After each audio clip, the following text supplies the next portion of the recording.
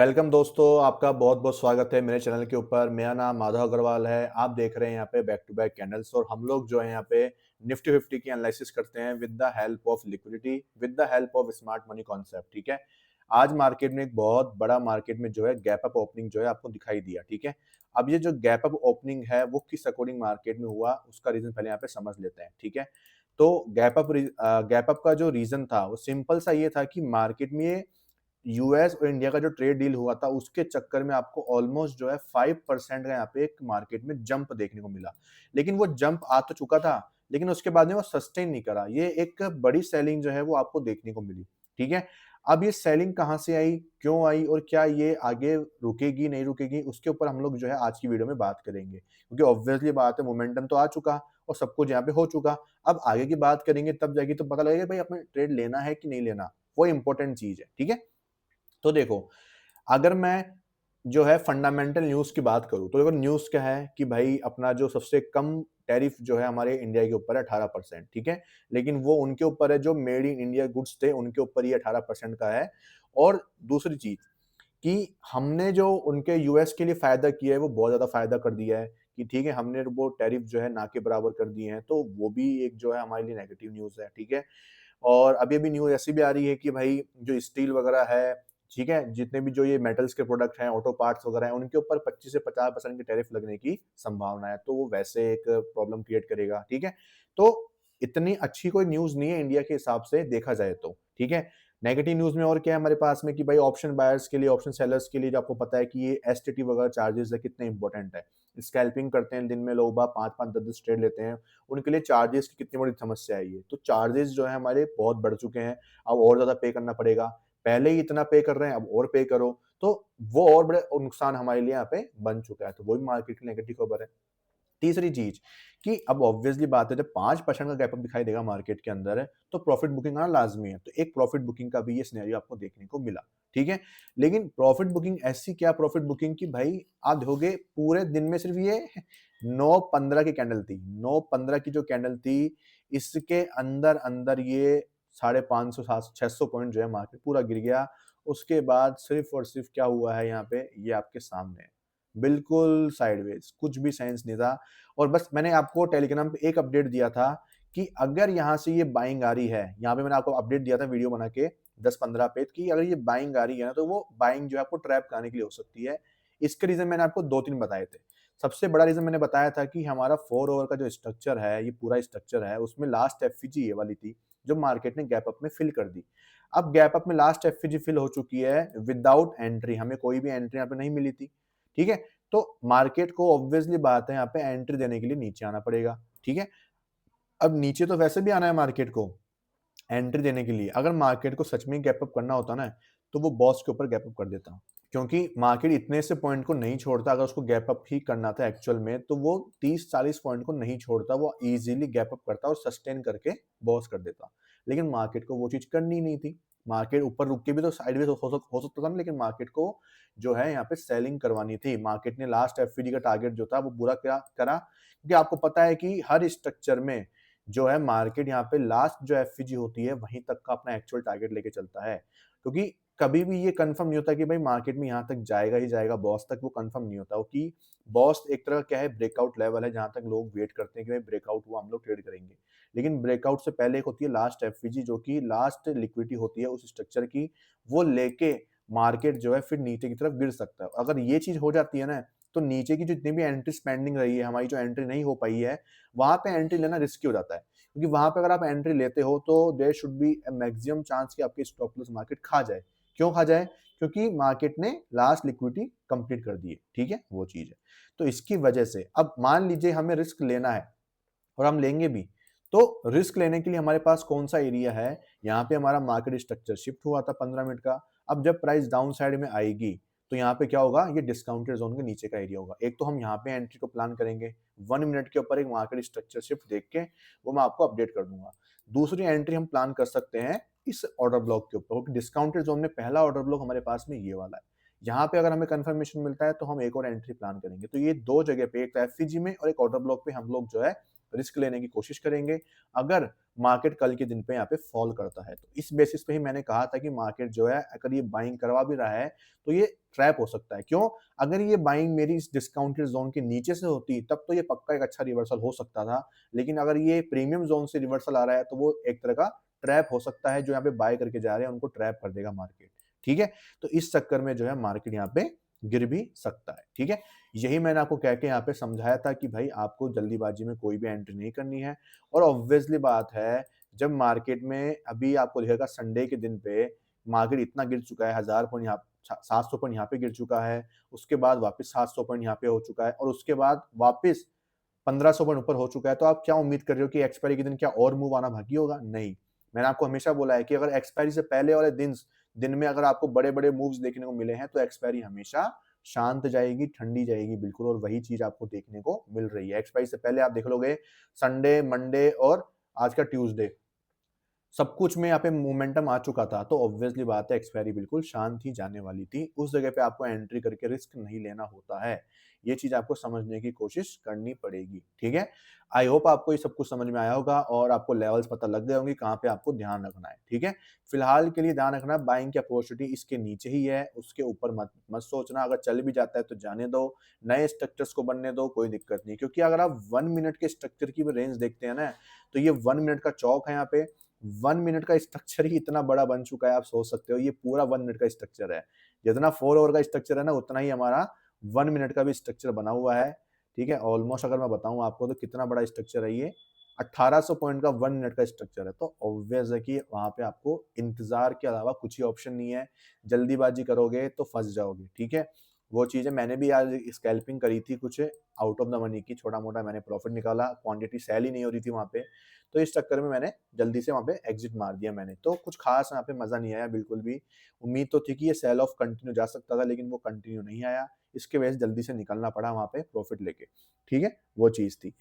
और हमारा जो है आईआरएल, ईएल कांसेप्ट जो है हम लोग यहाँ पे यूज़ कर रहे हैं, उसका हमने एक इंडिकेटर भी बना दिया है हमारा एक पर्सनली यहाँ पे, क्योंकि वो बहुत ही ज़्यादा सहूलियत आपके लिए यहाँ पे बना के देगा। ठीक है? क्यों बना के देगा सहूलियत आपको? वो इसलिए बना के देगा आपको सहूलियत, क्योंकि इससे क्या होगा कि आप जल्दी-जल्दी ट्रेड को फाइंड आउट कर सकते हैं और आपको जो है ज़्यादा कॉम्प्लिकेशंस नहीं आते हैं। हम इसमें इंडिकेटर का यूज़ नहीं करते हैं सेटअप के अंदर। ये सिर्फ़ हमारी सहूलियत के लिए कि भाई कोई एफवीजीज़ वगैरह जो है ना, सिर्फ़ उनके लिए हमने यहाँ पे यूज़ किया है कि भाई एफवीजी वगैरह हो। तो उसी के बेसिस के ऊपर जो है हम लोग यहाँ पे ट्रेड लेते हैं और ये हमारा हेल्प करता है यहाँ पे जो है जल्दी-जल्दी ट्रेड्स को फाइंड करने में, ठीक है? कि भाई हमारी एफवीजीज़ जो है वो फिल हो गई, नहीं हो गई। क्योंकि ये हमारी क्या है, आईआरएल है और इनके ऊपर क्या मौजूद है, हमारी ईआरएल मौजूद है, ठीक है? जो मैं मैनुअली मार्क करता हूँ ईआरएल्स वगैरह तो, क्योंकि वो ईज़िली फाइंड आउट हो जाती है। एफवीजीज़ में क्या होता है, कई बार बहुत माइनर एफवीजीज़ जो होती हैं उनको ढूँढने में दिक्कत आती है। अब वो मिटिगेट हुई कि नहीं हुई उनको देखने में दिक्कत आती है, ठीक है? तो इसमें ऑटोमेटिक सारी मार्क होती है, तो मुझे दिक्कत नहीं आती कि मुझे पता है कि भाई मेरी एफवीजीज़ यहाँ पे है सारी, ठीक है? और यहाँ पे है, ये मिटिगेट हुई हुई है, तो इनसे क्या आराम होता है कि भाई आईआरएल्स जो है वो मिटिगेट हो चुकी है, ईआरएल्स की तरफ मार्केट को जाना है, तो वो एक ईज़ी पड़ता है, दैट्स व्हाई। और ये हमारे लिए जो है हमने जो है ये बनवा रखा है किसके लिए? इसको थोड़ा मॉडिफाई करना पड़ता है हमें, बट इससे भी बहुत हेल्प मिलती है ताकि हम स्टॉक्स में बहुत जल्दी-जल्दी स्ट्रक्चर्स को देखकर उनको मार्क कर सकें। प्रॉपर मार्किंग नहीं देता है, लेकिन हमें बहुत अच्छी मार्किंग फिर भी ये दे देता है, ताकि हम ईज़िली जो है किसी भी स्टॉक्स को निकाल के बीच में से मार्किंग कर सकें, ठीक है? तो ये हमारे क्या है, इन चीज़ों में हेल्प में लेते हैं, बाकी जो है हमारा कोई इंडिकेटर का इसमें यूज़ नहीं है। नॉलेज है पूरी, लिक्विडिटी है पूरी, उसके ऊपर ही मार्केट रन करता है जिसको हम लोग यूज़ करते हैं, ठीक है? तो इन चीज़ों को आपको समझना पड़ेगा कि जो है लिक्विडिटी के बिना आप लोग अगर किसी में भी ट्रेड करते हैं, तो वहाँ पे आपके स्टॉप लॉस जाने के चांसेस बहुत ज़्यादा होते हैं। अब जैसे ये स्ट्रक्चर मेरे पास में मौजूद है 1 मिनट का, अब इसमें अगर मैं लिक्विडिटी को भी इन्वॉल्व कर देता हूँ और दोनों मेरे फ़ेवर में होते हैं, 15 मिनट का और 1 मिनट का, 15 मिनट की तो लिक्विडिटी और 1 मिनट का स्ट्रक्चर, तो इससे क्या होता है कि एक हायर टाइम फ्रेम की लिक्विडिटी मेरे साथ में है, तो लोअर टाइम फ्रेम के स्ट्रक्चर को मूव करने में बहुत आसानी होती है और इससे आपको ईज़िली जो है अच्छे रिस्क रिवॉर्ड रेशियोज़ मिलते हैं बहुत छोटे स्टॉप लॉस के साथ में, ठीक है? तो यही मैं आपको सिखाने वाला हूँ, बहुत ही प्यारा कांसेप्ट है, बहुत ही ईज़ी कांसेप्ट है, इसको आप जैसे गोल्ड में यूज़ कर लो, बिटकॉइन में यूज़ कर लो, फॉरेक्स के किसी भी पेयर में यूज़ कर लो, इंडेक्स में किसी में भी यूज़ कर लो, किसी भी स्टॉक में यूज़ कर लो, किसी भी टाइम फ्रेम पे यूज़ कर लो, सब में वर्क करता है ये, बस आपको एक नॉलेज की नीड है। तो अगर आपको ये सीखना है तो आप ज़रूर मुझसे कॉन्टैक्ट करें। मैंने आपको मेरा एनईएस सेटअप बताया हुआ है, वही ऐसा सेटअप है। किसी को भी ऐसे सेटअप्स चाहिए जिसमें आपको रोज़ आना है, रोज़ अपना काम करना है और जो एसएल जो टारगेट है वो बिल्कुल फिक्स होते हैं, कुछ भी हेरा-फेरी नहीं होती है, ठीक है? आज मेरा इसमें ट्रेड बना था हमारा गोल्ड के अंदर, जो कि मेरा कुछ ट्रेड था यहाँ पे। जस्ट मेरा ट्रेड था ये वाला, ठीक है? ये हमारा ट्रेड था जिसमें हमारा ब्रेक इवन हिट हुआ है क्योंकि हमारी एंट्री यहाँ पे हुई थी और यहाँ पे मेरा स्टॉप लॉस था। मेरा टारगेट था ये वाली लिक्विडिटी, ठीक है? जो कि हमारा टारगेट निकल जाता है 1:6.27 का, जिसमें हमारा यहाँ पे 1:2 जैसे ही होता है हम लोग स्टॉप लॉस को ब्रेक इवन पे डाल देते हैं। उससे पहले भी मार्केट ने मुझे 1:3.22 का रिस्क रिवॉर्ड रेशियो दिया था, तो ये हमारा जैसे ही 1:2 हुआ हमने ब्रेक इवन किया और ये हमारा ब्रेक इवन पे क्या हो चुका है, ट्रेड क्लोज़ हो गया था, ठीक है? तो ये भी अच्छी चीज़ है कि आपके स्टॉप लॉस भी जो है बहुत कम जाएँगे, अगर जाएँगे तो आपके ब्रेक इवन जाएँगे। तो ब्रेक इवन एक तरह का प्रॉफ़िट ही मानते हैं हम लोग, कभी भी उसको लॉस नहीं मानते हैं क्योंकि ब्रेक इवन हमारा प्रॉफ़िट बचाता है, ठीक है? और अगर आपका रिस्क रिवॉर्ड रेशियो फिक्स है कि मुझे 1:2 ही चाहिए, तो वो तो और भी बेस्ट है। आप महीने का 5% कभी भी टारगेट कर सकते हो। मैंने आपको हमेशा बोला है कि कैपिटल को चेज़ करो बजाय रिस्क को सॉरी रिवॉर्ड को, ठीक है? अगर आप बड़े रिस्क रिवॉर्ड रेशियो मतलब कि जैसे कि बड़ा परसेंटेज आप बड़े परसेंटेज को टारगेट करोगे ना, तो वो गलती है। हायर कैपिटल को चेज़ करो क्योंकि आपको पता है कि 1 लाख के ऊपर 1 लाख का 5% होता है ₹5,000। लेकिन अगर आप इसको अगर 1 सीआर कर दोगे 1 सीआर कर दोगे तो उसी का अगर 5% होता है ₹5 लाख। तो अब वो ₹5,000 सैटिस्फाई नहीं करेंगे लेकिन ये 5 लाख सैटिस्फाई करेंगे आपको मंथली के। वो इसलिए क्योंकि कैपिटल बड़ी है, समझ रहे हो? यही फंडेड अकाउंट में भी आपको मैं बोलता हूँ कि आप सिर्फ़ 3,000 का यूज़ करके आप जो है 90 लाख 1 करोड़ तक की कैपिटल को फंड कर सकते हो, उससे आप अपनी लाइफ़ चला सकते हो। उसका पूरा रोड मैप मैंने समझाया हुआ है, उसकी वीडियो भी डली हुई है मेरे चैनल के ऊपर, आप जाके देख सकते हो, ठीक है? आपको मैं शॉर्ट में समझा देता हूँ। अगर आप मान लीजिए 3,000 का एक फंडेड अकाउंट लेते हो $5,000 का और अगर आपके पास में एक प्रूवन स्ट्रैटेजी है जिसका रिस्क रिवॉर्ड रेशियो बहुत अच्छा है और उसको उससे आप क्या ना फंडेड अकाउंट पास कर लेते हो अपना 5,000 का। तो उससे अगर आप 10% का महीने का टारगेट रख करते हो या फिर 5% भी करते हो, मैं इतना बोलता हूँ सिर्फ 5%, ठीक है? तो 5-5% करके आपने 2 महीने में 10% निकाल लिया, उससे आपको कितना निकल गया? $500 आपने निकाल लिए। उस $500 से आप क्या करोगे?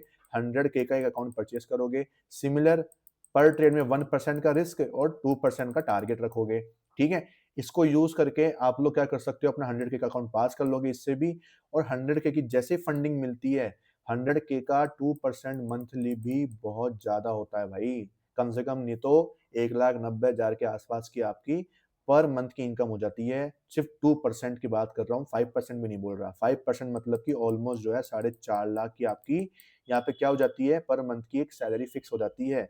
सिर्फ़ 5% मतलब उस सिर्फ़ 3 ट्रेड सक्सेसफुल चाहिए होते हैं 1:2 वाले सिर्फ़ 3 ट्रेड सक्सेसफुल हुए और आपका 5% के ऊपर का रिटर्न बन जाता है यहाँ पे। समझ रहे हो? तो इसलिए मैं बोलता हूँ कि आप सिर्फ़ 3,000 का यूज़ करके आप यहाँ तक पहुँच सकते हो विथिन 6 टू 8 मंथ, ज़्यादा भी नहीं। 1 साल के अंदर-अंदर, 1 साल भी नहीं बोल रहा मैं सिर्फ़ अगर आप 2 महीने में भी आप पास करते हो ना, 2 महीने के अंदर भी आप 10% निकालते हो और 2 महीने के अंदर भी पास करते हो ना अकाउंट को, 2 महीने में पास करो और 2 महीने में 10% इकट्ठा करो। 4 महीने लगेंगे एक अकाउंट को पास करने में और वही 4 महीने आपको लगेंगे इसके अंदर मतलब विथिन 1 ईयर के अंदर आप लोग जो है अपनी लाइफ़ को चेंज कर सकते हो। लेकिन ये सब कब पॉसिबल होगा? तब आपके पास में एक सेटअप होगा। आप एक सेटअप को सीखो पहले। बिना सेटअप को सीखे आप लोग अगर ट्रेडिंग कर रहे हो तो फिर वहाँ पे दिक्कत क्या होगी? ना तो कोई रिस्क मैनेजमेंट होगा, ना ही कोई डिसिप्लिन होगा, ना ही कोई लॉट साइज़ वगैरह फिक्स होगी आपकी, ना ही कोई पेयर फिक्स होगा आपका, ना ही कोई टाइम फिक्स होगा आपका। तो इससे सारा जो गड़बड़ी होगा वो माइंडसेट की हो जाएगी फिर और माइंडसेट खराब हो गया, सब कुछ बिगड़ चुका है। तो ये आपको समझने की ज़रूरत है कि आपको सीखे बिना जो है, कभी भी ग्रोथ नहीं मिलेगी। हर चीज़ में सीखने की ज़रूरत होती है दोस्तों। आप ये मत समझो कि आप ट्रेडिंग के अंदर है ना किसी को पे कर रहे हो। आप ये समझो कि अपने आप स्किल डेवलप करने के लिए आप पे कर रहे हो और स्किल डेवलप करने के लिए पेमेंट तो ज़रूरी है भाई। क्योंकि हर किसी ने जो है क्या किया है, किसी न किसी ने जो है सीखने के लिए अपनी जो है दिन-रात एक की है, हमने भी दिन-रात एक किए हैं, तो ऑब्वियसली बात है, किसी ने अगर वो दिन-रात एक करे हैं, तो वो चाहेगा कि भाई उसको भी कुछ मिले उसके बदले में, ठीक है? तो वो चीज़ है, हर चीज़ फ्री ऑफ कॉस्ट नहीं मिलती है क्योंकि फ्री ऑफ कॉस्ट की वैल्यू नहीं होती है, समझो मेरी बात को। सीख के आप 1 साल के अंदर अपनी लाइफ़ को बदल सकते हो इन ट्रेडिंग करियर। मैंने आपको अभी बताया शॉर्ट के अंदर, इसके ऊपर पूरी एक लॉन्ग वीडियो अवेलेबल है, आप जाके चेकआउट कर सकते हो मेरे यूट्यूब के ऊपर। बहुत सारी ऐसी रिस्क मैनेजमेंट के ऊपर, डिसिप्लिन के ऊपर वीडियोज़ अवेलेबल है, स्ट्रैटेजीज़ अवेलेबल है, उनको यूज़ करो आप लोग। उनका भी यूज़ करके आप फंडिंग अकाउंट पास कर सकते हो बिल्कुल सिंपलेस्ट वे में। ज़्यादा कॉम्प्लिकेट करोगे उतना ही आप कॉम्प्लिकेशंस में फँसते जाओगे, ठीक है? Okay, thank you so much, मिलते हैं नेक्स्ट वीडियो में, तब तक के लिए गुड बाय। ध्यान रखें सभी लोग। ओके।